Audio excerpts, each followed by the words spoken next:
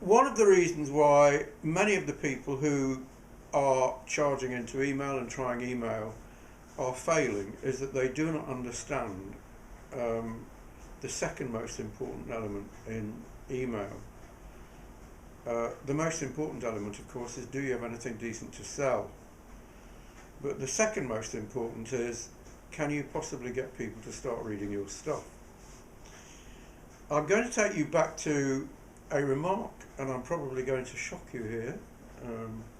David Ogilvy used to say that since 8 out of 10 advertisements are never read beyond the headline, then when you've written your headline, you've spent 80% of your money. I have no idea where he got that statistic from. I have a fleeting thought that he may have made it up.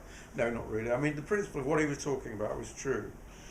So when you've written your headline, you've spent 80% of your money. I suspect that with emails, when you've written your subject line, you've spent more than 80% of your money.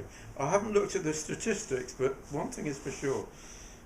The two most important elements are, number one, who is it from? Number two, what's the subject line?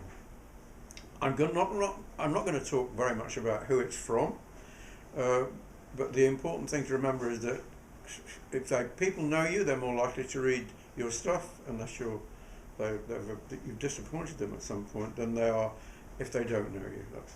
One of the chief reasons why it is so important to try and build a list. I have only survived because I started building a list about 10 years ago. I hadn't any idea what I was going to do with it at the time. I mean, please don't go away with the impression that I know everything. Most of the time I know very little. I just know slightly more than other people.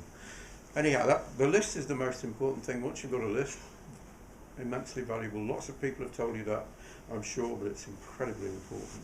The bigger your list, the better you will do, assuming you've got something good to offer.